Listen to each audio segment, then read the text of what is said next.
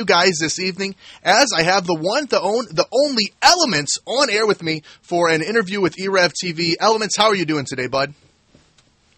Pretty good. How about you, man? Dude, I am doing pretty good, and I'm like super stoked to finally get a chance to meet you. I know we didn't get too much time to talk before the interview as I was running super late from a meeting, but did you have any questions for me before we get this started here, man? No, I think we're good to go. All right. Definitely. So I'm going to start out with probably the toughest question that you're going to answer all day, and that is, what is your favorite kind of ice cream? My favorite kind? I'm actually not an exciting kind of flavor, just vanilla. Vanilla?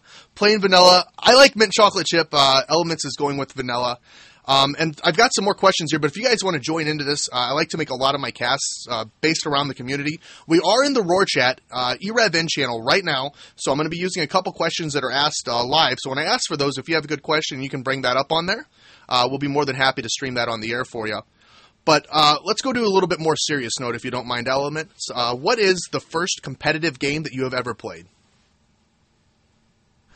First competitive game I ever played was probably Warcraft 3. I played a lot of random team games, RT. I got pretty high ranking. I think I hit top was like 5th rating on US West. I mean, it was only a random team. Solo was a big kind of, I guess, competitive scene, but that was kind of my first initiation into a competitive gaming. Okay. That's definitely where a lot of people started. I mean, the Warcraft 3 scene was definitely big, even moving into like all of the Dota aspect of it. So,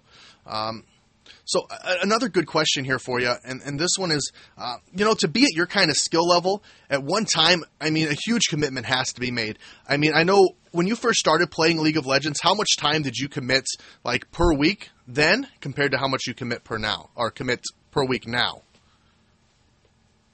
Well, I mean, when you start with any game, you're obviously going to be a casual. Depends on, I mean, what type of gamer are you. If you're a serious gamer, like WoW people, they raid every day, and that kind of thing, but they're still kind of casual. But I guess I couldn't really say an hour. I don't know how much I spent.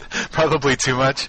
At the beginning, I was just playing with my random friends here or there, mostly real-life friends, and then as I got better, I progressively, played with better and better people that I met, so I don't know, probably, I'd say 30 to 40 hours a week. Okay. And that's what you're, like, how much are you putting in now? Is that where we're at now? Is like 30, 40 hours?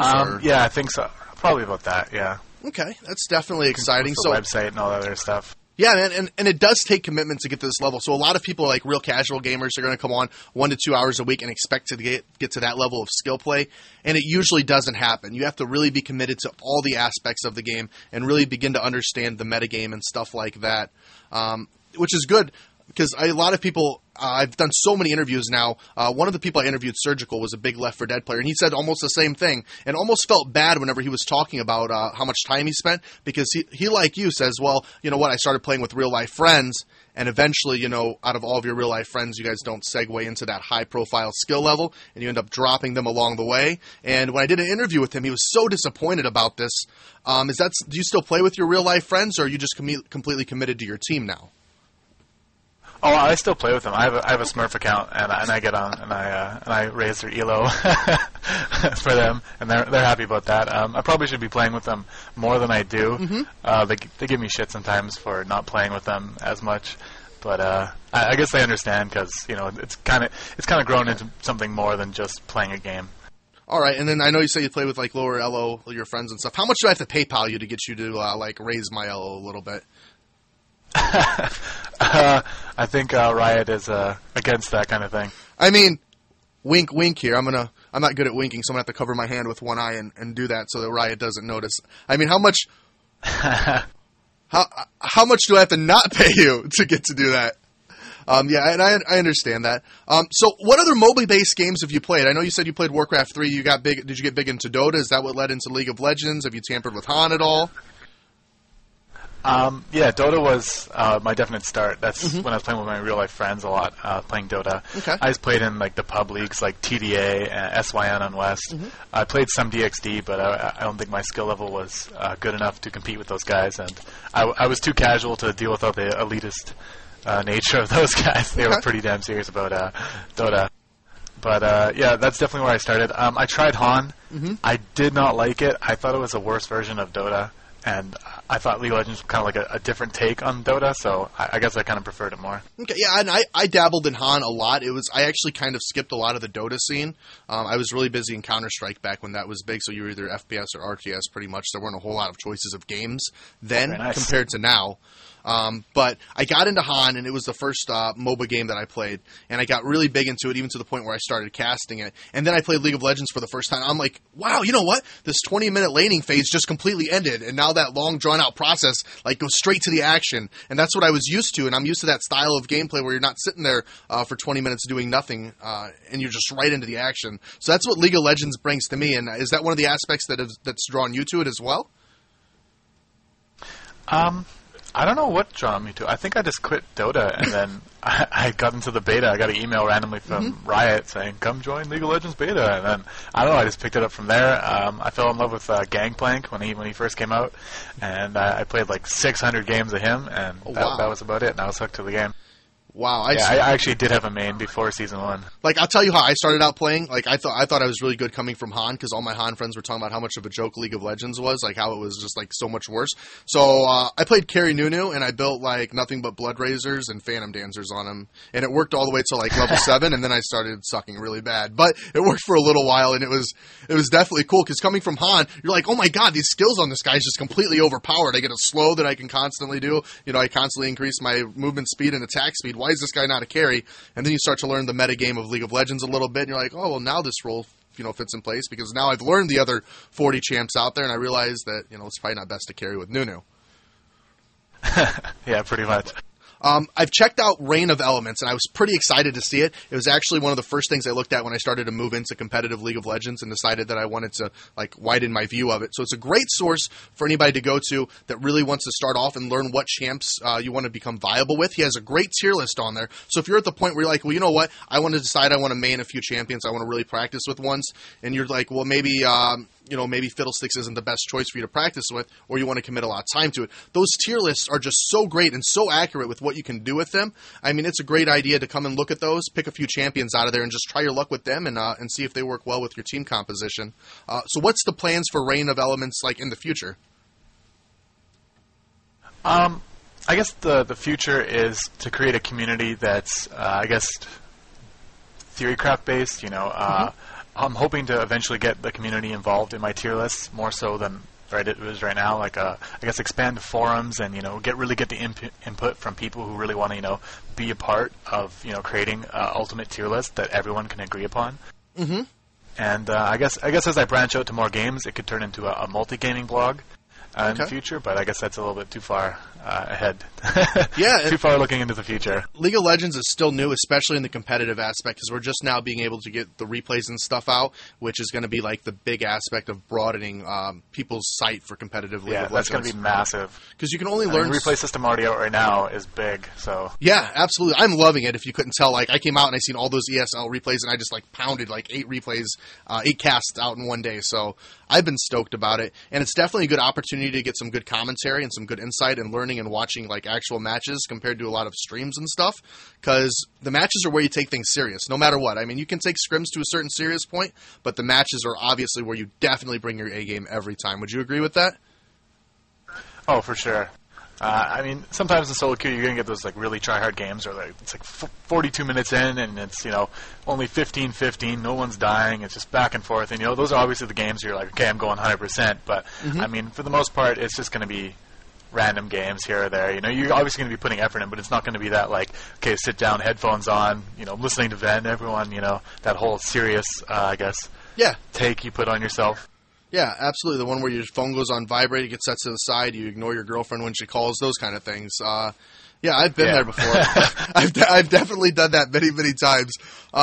One thing that you did mention that really caught my attention here was the community aspect of this. I mean, the first thing I have to say is the League of Legends community, compared to a lot of communities I've been involved with, is phenomenal. I mean, never have I seen so many people that are higher tier and higher skill level that are willing to help as much as they do. These streams are so active and everybody's so insightful. And, I mean, it's pretty cool that you can just go onto a stream, get into an IRC, and ask for help. And you got 30 people sitting there saying, hey, this is what you should do. This is how you can get help. You don't see that in a lot of communities and games anymore. Yeah, I have to agree with that. Like, for instance, you go on Own TV, and you're going to see, like, one StarCraft stream, maybe a Dota cast from somewhere, but predominantly it's just League of Legends stream, League of Legends stream, League of Legends stream, and it's just it's really, as you said, it's a good community builder. It's great for people trying to learn, all these high-level players and people who just want to help out. So yeah, I'd have to agree, we do have a pretty good community. Yep. So now on that aspect, let me segue into another thing. I've seen another site doing this already. So like coaching sessions are something that's kind of going out there. So people are looking to. I've seen it done with Counter-Strike. I've seen it done with TF2. ESEA was huge on coaching a while ago. Is that something that you're possibly going to be looking to getting into? Is maybe doing some private one-on-one sessions with people that really genuinely want to learn the game? Yeah, for sure. I think I actually got something coming up with Gosu. I think it's GosuGamers.net. Kind of building a team around coaching players. So okay. I think that's something we got to look forward to.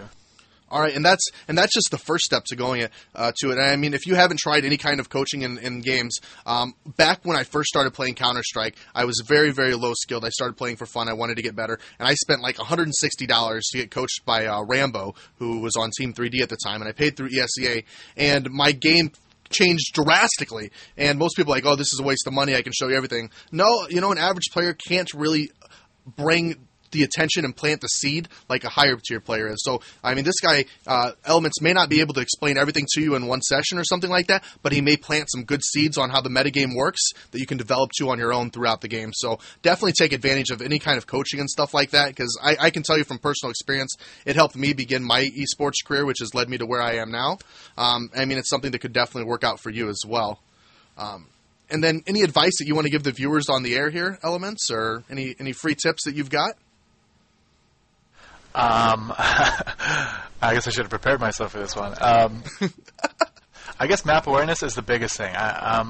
Lots of times you'll see Ash middle, right, and then you'll say, blah, blah, blah, Malphite Mia, for instance, right? Guy goes, what the hell, why didn't you call it? It's like, well, you really didn't read your chat, and you were pushing your lane, so it's pretty much your own fault.